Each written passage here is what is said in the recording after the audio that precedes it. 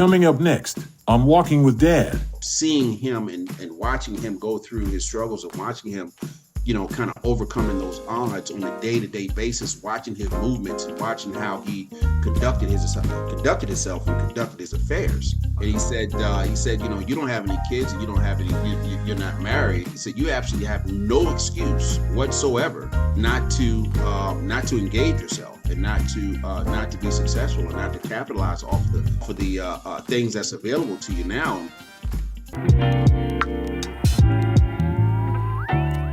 And welcome back to yet another great episode here at Walking with Dad, where we speak with different dads and different fathers to get their perspective and their insight about the significance of being present within their kids' lives and within the family's life. Here where we celebrate Father's Day every single day. And we are just working on bringing the family back together one step at a time. I have a special guest with us on today. I've met this individual just recently, within the past year or so, actually. He is originally from the Bronx, so we've been fortunate to speak with quite a few folks from up north, as they say, from Bronx, New York originally. He's currently living in the area in Suffolk, Virginia. Him and his wife have one daughter, and he has actually served within the military for some time as well. So without further ado, to introduce to some, to present to others, I want to bring on to Walking with Dad today, Mr. Kareem Hamid. Kareem, how you doing today? Nathan, how you doing today, sir? Man, I'm doing quite well. I cannot complain. How about yourself? I'm doing fantastic. Yes, sir. Honor and a pleasure to join you here today.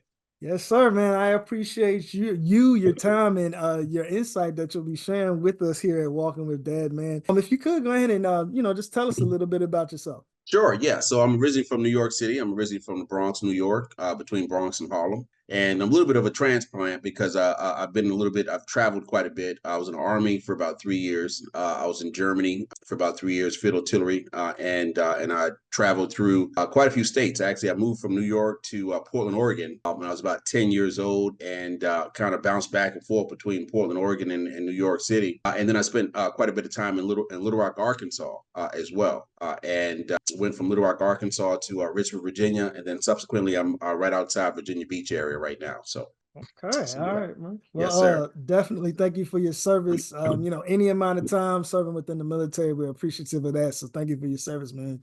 Absolutely. Yes, Nice, sir. man. Yes, sir. Yes, sir. So there's the ongoing consensus, even for you, though it was the military, but we have down here in Virginia, of course, I'm originally from here.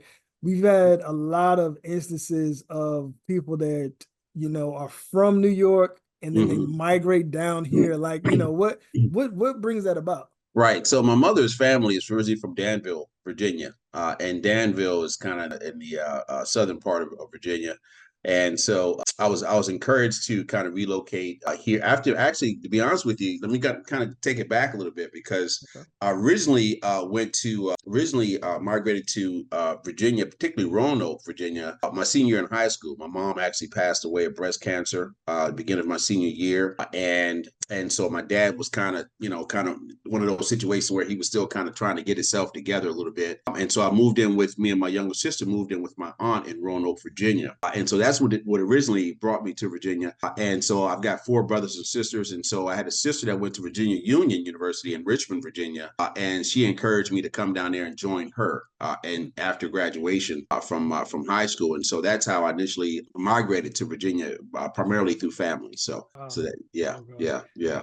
I hope this doesn't sound too cliche for you, but definitely my condolences to you and your family about the passing of your mother. I appreciate that. Also want to ask, is your dad doing okay nowadays, like today, due to that?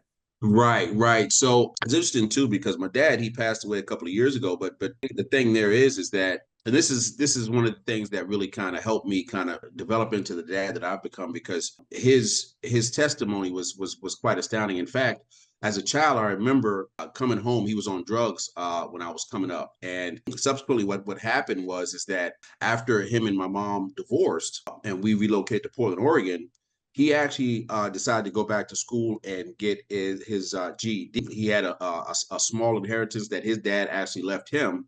He actually used that money to relocate his family and go back to school and get his GED. And so at the time, he was kind of dealing with some drug situations. It was kind of back in those days where folks were getting out of Vietnam and they was messing with different types of substances and so forth. But after he relocated to Oregon, he went back and got his GED. He subsequently, after completing his GED, he went and got he went to the local community college, Portland Community College, and got his associate's degree.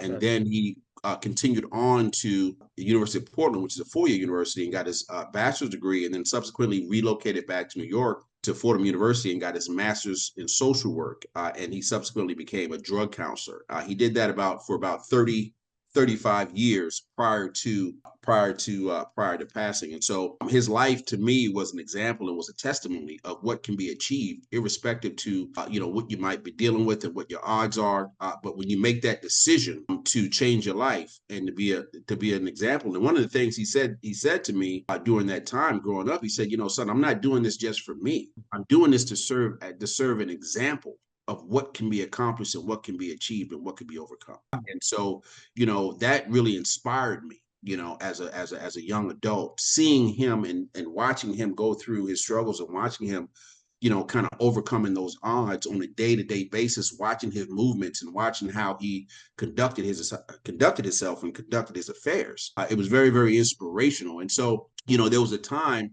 like most young men in particular, maybe not so much so with the young girls, but, during your 20s, oftentimes you're trying to find yourself and you're doing things that you probably shouldn't be doing. And you're probably not as focused as you probably should be. And you're probably putting other things as a priority that should not be placed as a priority. And he said, son, he said, listen, at your age, I already had like 2 kids.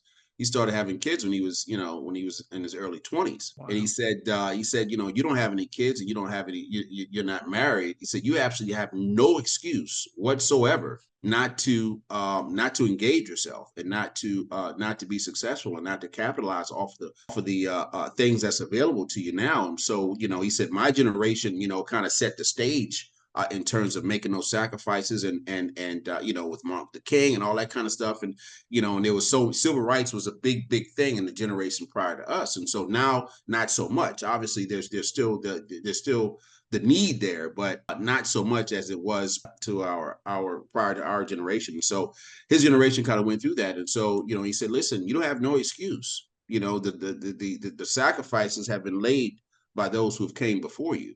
And so, you need to kind of, get focused. You need to tighten up and figure out what kind of life you want to live. And another thing too, mothers, when my mother passed, I really wanted to honor her life. And I wanted to, kind of make something of myself. But at the time, it kind of took me a minute to kind of, get myself together and kind of focus on what needed to be focused on. But it really was because of him. Mm-hmm. It really was because of my father that serves, as a mentor to me. He was the one that I wouldn't be where I'm at right now if it wasn't for him. Mm-hmm. The oftentimes, fathers don't necessarily get the accolades, if you will, as mothers, and rightfully so, right? Mothers are the givers of life. They're your first teacher. They're your first provider. They're your first nurturer. They're your first pretty much everything, your first love, right? And so, oftentimes they say, who do you honor most? And they say your mother. And they ask you again, who do you honor most? Your mother. Who do you honor most? Your mother. It's only the 4th time that they say you honor your father, right? So, but fathers are critically important particularly for not just young boys, but for young girls as well, because fathers are the first example of manhood to that young girl. And then for the young boy, he's learning from you in terms of how to be a man. And so it's critically important on both sides, either way, you know what I'm saying, in terms of how you conduct yourself, how you handle yourself, how you communicate, how do you deal with confrontational issues or difficult situations, and how you handle those situations, I think is critically important. And so being the man of the house, oftentimes the bigger one or the stronger one or the most the most powerful, if you will, in terms of just physicality is one thing. But I think that, having somebody around that can kind of show you the way in terms of what you should, the type of man you should be, the type of person you should be, or how you should treat people, or how you should respond, or how you should set goals, and how you should continually pursue those goals. Don't let, outside influences, oftentimes outside influences kind of hinder us from, whether it be, a friend that doing some peer pressure. You've got friends that want you to do things that are not necessarily conducive to your growth, right? But you do them anyway, right? Yeah, Right. yeah, yeah, And, yeah.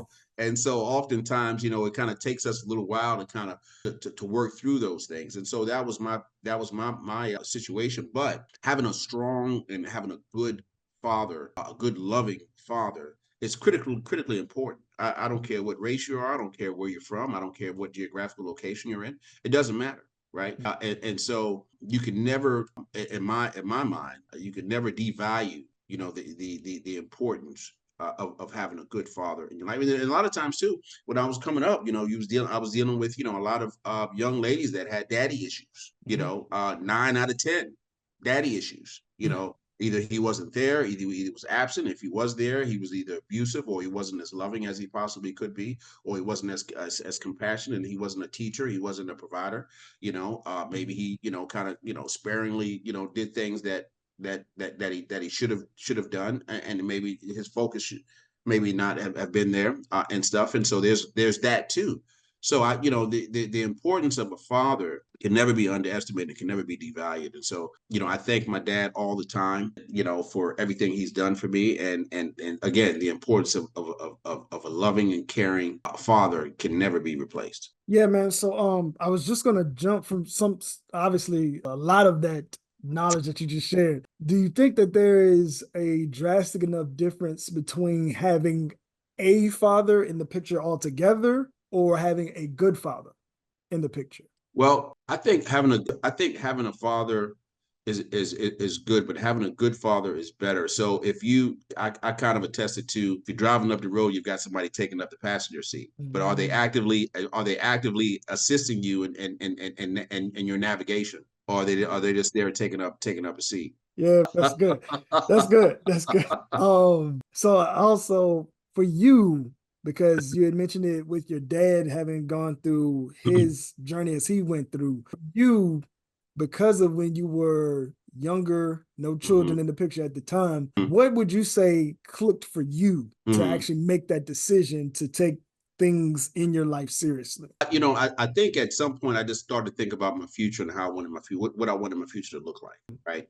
So coming from New York City and coming from the Bronx, you see a lot of walking tragedy, and you see a lot of walking talent that never really fully materialized. You see a lot of talented people, a lot of very very smart people that never really flourished, or that, their talent and their skills and their abilities never really capitalized, if you will. And so I grew up seeing a lot of that in my life at a very, very young age. And Gotcha. so, I wanted to, for me, I got to the point where I said, okay, well, I'm getting older. I'm thinking about my future now. I really need to, kind of design a life for myself that is not going to consist of a lot of struggle, and it's not Mm, going to consist of tragedy, or, missed opportunity, unfilled potential, yeah.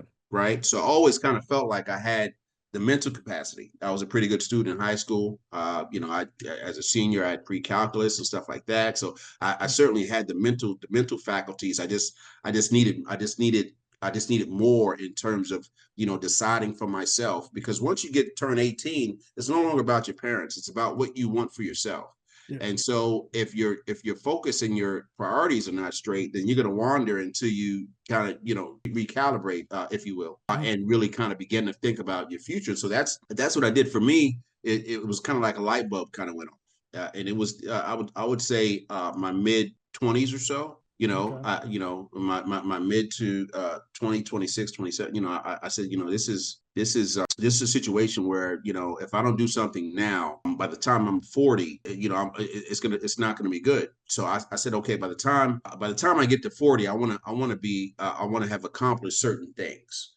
So I Uh-huh. kind of I kind of, mapped out a checklist, if you will. I said, okay, this is what I want to, goals, if you will. So I said, this is what I want to accomplish by the time I'm 30. This is what I want to accomplish by the time I'm 35. And this is what I want to accomplish by the time I'm 40. Right. And so I said, I really want the remaining or the latter years of by the time I get to, once I hit 40, I want to live a certain way. I want to be able to provide. And not only that, I said, okay, well, look, when I do get married and have children, I want to be able to provide for those children. Like I want to be able to, my wife, I want to be able to financially contribute. I've seen so many situations where, folks haven't been able to provide appropriately, for the family. They want to be the man, but they're not willing to pay the price to be the man. Right. Yeah. And so, oftentimes, women unduly shoulder burdens that they should not be shouldering. That's not their responsibility. Wow. That's not their responsibility. And sometimes we kind of miss that. We kind of miss that, Yeah. And so I made the decision. It was really kind of just a light bulb just kind of went off one day and said, you know what, I really need to tighten up. And I really, and only that, my father, again, back to my father, he said, son, he said, you're wasting valuable time here. These are the best years of your life. And so one of the things my father did tell me that really, really woke me up. He said, look, son, he said, the most productive years of a man's life is between the age of 25 and 40. Those are the most productive years of a man's life. That's when you're establishing your foundation. That's when you're building your foundation. You're working on building your house, if you will. Right. So those are the years where you're young, you have energy, you're energetic, you have motivation, you have determination, you have the will, the fortitude to be able to do things. And so oftentimes, between 25 and 40, if you're not really focused on what you need to be focused on, by the time you look up at 40, you just don't have the same drive, you just don't have the same passion, you just don't have the same energy as you did when you were in your 20s or in your 30s. Gotcha. But once you hit 40, you start getting pains where you haven't felt before. You start slowing down. Your metabolism starts to slow down. You start wanting to slow down. I said, these are the things that, I really need to kind of make sure that when I get to the point where I'm 40 years old, that I've accomplished certain things. And so, my dad would say, he said, son, if you follow my blueprint, I'm giving you the blueprint. This is my dad. So I'm giving you the blueprint. If you just follow my blueprint, you don't have to worry anything. You don't have to really worry about anything really for the rest of your life. So you're only going to do, but so bad if you follow my blueprint. And so that's exactly what I did. I followed his blueprint. And so his blueprint aligned with my blueprint, which was great. But his blueprint, he's always been big on education. And he said that, you really need, as a man, 9 times out of 10, you really need education, and education spans a lot of different things. You can get a skill, you can get certified in a certified trade, you can get, there's so many different ways in terms of education. I took the formal education route, right? That's not for everybody, right? But for me, that's what worked for me, because I like structure, and I like to be able to work in a structured environment. And so that opportunity allowed me to go ahead and go back to school and obtain my bachelor's degree in business administration, and then subsequently my master's degree in business administration, my MBA with a concentration in corporate finance. Man, lovely, man. So with you nowadays, with you being 40 now, I'm joking, but Right. with you being 40 and, you're married and you have a daughter, not necessarily a son, Right. there's things that you're able to teach from what you've learned to Right. your daughter. Right. What are some of those things now, having, a child, and it's up to you how old, to say how old she is if you want to, but things Right. that you learned that you've been able to teach to your daughter now in that fatherhood role. Right. So the one thing for me, and she's at VCU, she's about to graduate from college, just so you know. And so for one thing for me, in terms of teaching, I think it's a lot easier oftentimes to teach by example, because a lot of people say things, but then they don't follow it up through their actions.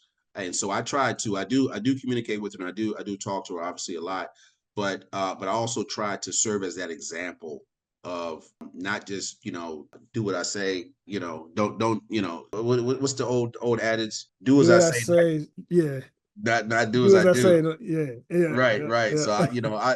I try to one of the things that I've told her since she was a little girl is, it doesn't cost anything to be nice to people, right? It generally doesn't cost anything to be nice. Now, if you're being nice and you're giving people money, that's something different, right? But generally it doesn't cost anything to be nice. And so, you want to treat people the way you always want to be, treat people the way you want to be treated, right? The golden rule, right? Mm. Treat people the way you want to be treated, and show people, care, and particularly the people that you care about, show them love and concern, so they don't have to wonder if you care about them. And so I try to, I've got a lot of little sayings and so on and so forth, but really try to be light on the criticisms and heavy on the support and the accolades, Mhm. right? So I try not to criticize more than I do support and praise. Okay, okay. I got two more things for you, man, because I don't want to hold you for too long today. Yes, sir. With you being married, what made you want to choose the marriage route versus, not being married? Okay, cool. I'll just have a child and that'll just be what it is. Right. Well, everyone I think it wants companionship, whether it be whatever that companionship looks like, and I was in the same situation where I was ready to settle down and I was ready to find a life partner, and so I was I think we all kind of go through a spell where we might we have to kiss a couple frogs, but before we find the right one. And so I think for me, the woman that I found, she embodied everything that, put it like this, she embodied 9 out of 10 of the things that I was looking for. She was spiritually grounded. She was intellectually curious. She was just a wonderful person to talk to and converse with. She was pleasing to the eyes. That always helps. And I knew she'd be a good mother, right? Gotcha. So I could just tell just by just the stock in terms of the way she carried herself with dignity and class. And those are the things that, when I looked at her, I thought about my mother. How would my mother like her? How would my mother approve of her? Right. That was one of the first things that I thought about. And the answer was a resounding yes. And so that being the case, I said, well, I know my mother would just love you. She would just adore you. And then I felt like also too that you're better with someone that you're better when you have a solid companion to go through life with. The studies show that married men live longer too. Yeah. Yeah, married men live longer too. Yeah. You know what I'm saying? Because women are always, you're mindful of how what the way you're moving, what you're eating. Have you called your doctor? Have you made your appointment? You shouldn't be doing that. So I wanted that companionship because I wanted a partner to go through life with. Mm. Right. And so, it got to the point where, I had kind of, I've been out there and I had, several girlfriends, but nothing really of any real substance. And so I wanted substance. Substance is the absolute key. I wanted substance. And so in order to build that substance, you have to have consistency and stability. Well, the only thing you can, marriage is consistency and stability. And so, being single doesn't really provide you with that same type of companionship and same type of insight.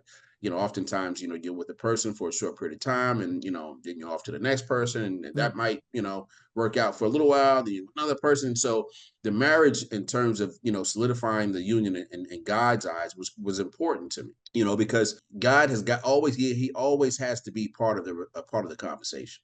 Sure. For He sure. always has to be part of the conversation. When you remember him, he remembers you, and so he's got to be part of the conversation. And so when she, when I saw her the first time I met my wife, I told her, I said, "You're going to be my wife. You're going to be." She laughed at me. She laughed. She smiled pretty much like you're smiling now. She's like, "Oh, yeah, right. Who's this guy, right?"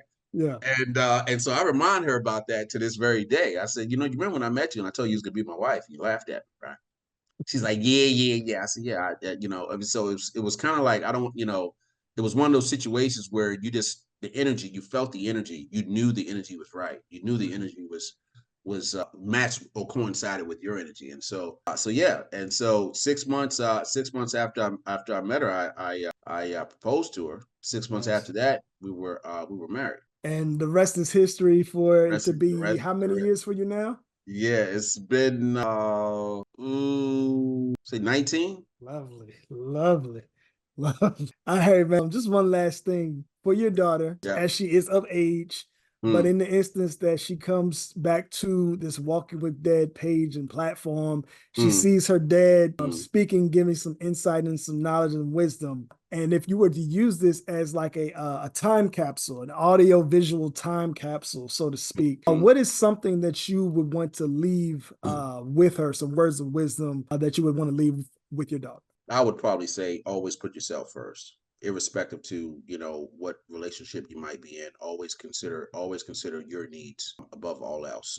And so always put yourself in a situation where you're not necessarily dependent upon a man, or you put yourself in a situation where you can always take care of yourself. Because I've seen situations where, some women or some young ladies are not in a situation to really kind of do for self. And so some of the men kind of take advantage of that. And so I think it's critically important that women have self-esteem and position themselves to be able to take care of themselves. And that's why me and my wife kind of pushed her to go to college and so forth, so she'll have, it doesn't, when you go to college, it's not based upon, what you're necessarily going to be doing in the future. It basically shows employers and it shows other people that you have the capacity to learn. You have the capacity to adapt, and you complete goals after you've made those goals. You have the capacity to finish what you start.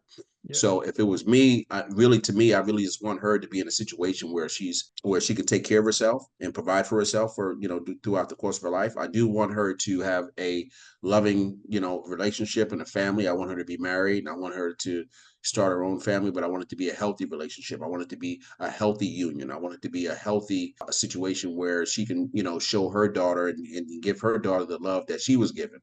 And so if it was a time capsule, that's what I would say. I would say that the love that you have, show it. The love that you look for, give it, and it'll all come back to you. Sure, man. That's a great point, man. And I appreciate that, man. And Walking with Dad appreciates that. Absolutely. Once again, thank you for your time today, Kareem, man. Is there any kind of social media that anybody can find you on at all? I'm on Facebook, Kareem Hamid. I'm on Facebook. I believe I'm on Instagram, King Kareem as well, on Instagram. And so, if anybody if you guys are interested in any information I've provided in any way, or if I can assist in any way, feel free to reach out to me. If there's any advice that anybody would like to, for me to partake or to provide in any way, I'm always available. I'm always looking to influence those that I can. Each one reach one, each one teach one as well. And so, I think that to the extent that we can influence each other, I think we can influence society. Yes, well, thank you for your time again. Everything that you shared with us, Walking with Dad. If you feel that you've received something today, please leave a comment, share with somebody else who might need some of these nuggets that have been shared today. Click that like button, and definitely subscribe to the page so that we can continue sharing this good information to our dads and fathers and to the family altogether. But until next time, this is Nathan with Walking with Dad, and I will see you on the next episode. Take care.